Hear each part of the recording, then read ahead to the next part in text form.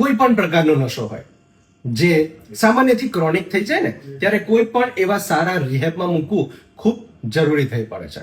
પારિવારિક એક જ સમાધાન લાગતું હોય કે અમારું વ્યક્તિ બચી જાય. જેવી રીતે તનના ડિટોક્સિફિકેશન માટે દવા જરૂરી છે અને રિહેબ જરૂરી છે, તેવી જ રીતે મનના ડિટોક્સિફિકેશન માટે રિહેબ સાયકોલોજીસ્ટનું કાઉન્સેલિંગ પણ જરૂરી છે. કારણ કે આ વ્યસનમાં તનની સાથે કેટલાય સંબંધો બગાડેલા હોય છે. આમાં વિચારો, લાગણીઓ, વર્તન અને આની સાથે કેટલાય માનસિક બીમારીઓ જોડાયેલી હોય છે, જેના રૂટ કોઝને જાણી અને બદલવું પણ જરૂરી હોય છે.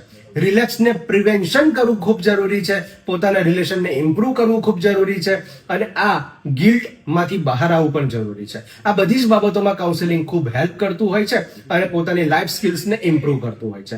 આવી બધી જ બાબતોને ખૂબ જાણવી જરૂરી છે, કારણ કે રિહેબમાં ફક્ત એના ડિટોક્સિફિકેશન માટે કામ નથી થતું, પરંતુ વર્તન, વ્યવહાર અને એટીટ્યુડ માટે પણ કામ થતું હોય છે, જ્યાં પારિવારિક અને વ્યક્તિગત ગ્રુપ કાઉન્સેલિંગ અને જરૂર જણાય તો દવા અને સાથે સાથે એક પ્રોગ્રામ ડેવલપ થતો હોય જે વ્યક્તિના કોર્સ પ્રમાણે ઇન્ડિવિજ્યુઅલ પ્લાન થતો હોય છે. અને આવી બધી જ મદદના દ્વારા વ્યક્તિ વ્યસન મુક્ત બને છે અને રેગ્યુલર આલ્કોહોલિક એનોનિમસની મીટિંગ દ્વારા વ્યક્તિ ક્યારે સોબર બની જાય છે ને, આ વ્યક્તિને પોતાને પણ ખબર નથી હોતી.